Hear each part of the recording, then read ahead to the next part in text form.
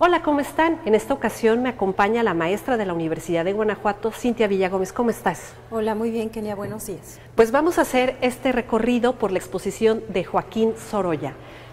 Platícanos la importancia de este pintor. Joaquín Sorolla nace en 1863.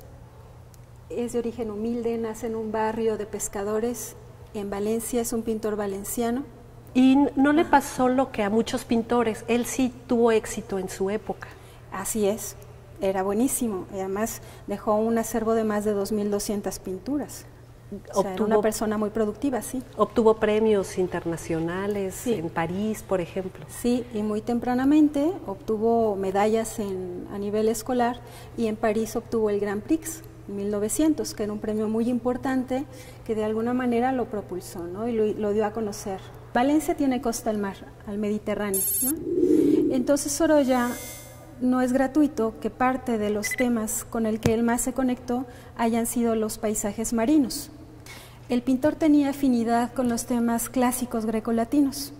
Entonces este tipo de batas recordaban un poco las túnicas romanas y griegas. Otra relación con el mundo clásico y Sorolla son estos desnudos, además de las túnicas. Esta obra es de 1904. A partir de esa época, Sorolla clarifica su paleta. Previo a esto, Sorolla pintaba temas sociales, el realismo social, una paleta un poco más oscura, temas que sensibilizaban a la sociedad en relación a temas como la pobreza. En el caso de los paisajes marinos, de la mayoría pintados en Valencia, en las playas de Valencia, es muy notable el uso que le da al claroscuro, por ejemplo, los efectos de la luz. Sorolla era un luminista. ¿Qué quiere decir esto? Que privilegiaba sobre cualquier otra cosa la incidencia del sol en el agua, por ejemplo, o la incidencia del sol sobre los objetos. Digamos que Sorolla se inspira de alguna manera en el impresionismo, pero no solamente se queda retomando el impresionismo como tal. Los impresionistas lo que hacían eran que tenían una pincelada muy monótona, repetitiva, y Sorolla no. O sea, en un solo cuadro de Sorolla tú puedes apreciar pinceladas largas, como esta fracción que vemos aquí del agua, pinceladas cortas también, que son muy empastadas, donde aglutina un poquito más de pintura. El contraluz, si te fijas, son cuadros muy abocetados, no están muy definidos en su línea, porque él trabajaba de manera inmediata y muy rápida. Lo que estamos viendo es un ejemplo de la magnífica habilidad que tenía Sorolla para la composición. No solamente la composición en cuanto a los elementos distribuidos dentro del formato y el color. Es decir, aquí la pincelada, si nosotros la apreciamos de cerca, es una forma por sí misma.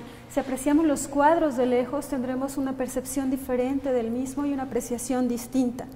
Entonces vemos que hay una priorización en el blanco de las velas que lleva la vista hacia los animales y posteriormente al agua. Como todo buen colorista, Sorolla tenía una paleta limitada de colores. Entonces toda la gama de diferentes matices que vemos en la obra se debe más bien a su virtuosismo en el manejo del color, más que a que haya utilizado muchísimos colores distintos. Cintia, aquí estamos viendo otra faceta muy importante de Sorolla, los retratos. Así es, Kenia, sí. Sí, los retratos es un género que el autor, que este pintor español abarcó de manera profusa, dejó un legado de más de 500 retratos. Entonces llegó a tener tal demanda que Sorolla también en el retrato era muy rápido, mientras otros artistas o pintores de la época tardaban meses en elaborar un retrato, Sorolla lo resolvía en una tarde. Y cuando le preguntaban que por qué él pintaba tan rápido y resolvía tan rápido de manera general los retratos, él decía que porque si no el modelo se le cansaba.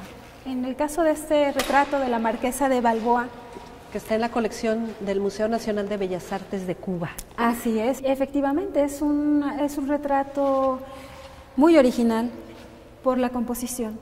Por lo general vemos posturas muy sueltas, relajadas, sobre un sillón. Y en el caso particular de este retrato, de esta marquesa, la composición o la fotografía que le fue enviada, según nos contaban, para retratarlo, el personaje principal está de espaldas, lo que lo convierte en un retrato singular. De ahí que sea una de las piezas más apreciadas dentro de esta exposición. Una sugerencia para el visitante a la exposición Prodigios de la Luz es que asista a la sala de consulta y a la sala lúdica a complementar toda la experiencia del recorrido. Esto porque para apreciar mejor la obra de un artista hay que documentarse en cuanto al contexto y al resto de las obras. Ya para terminar, estamos en esta recreación del estudio de Sorolla. Nos has hablado mucho sobre su trabajo, sobre su vida, pero bueno, hay que recalcarle al público por qué es importante venir a esta exposición. Bueno, es importante venir porque Sorolla es un personaje que en la historia del arte tiene un renombre muy particular. Es un hombre que por su propia habilidad y por su propia destreza artística ha ocupado un nombre preponderante dentro de la historia del arte mundial. Entonces, el Museo de Arte e Historia de Guanajuato ha tenido a bien hacer el gran esfuerzo de traer esta muestra a León, y yo creo que la correspondencia que debemos de tener los ciudadanos con el museo es venir, asistir y traer también a nuestros hijos, que el museo no sea un espacio que ocupe o donde haya una distancia entre nosotros y el propio museo, sino que sea parte de nuestra vida y de nuestra cotidianeidad.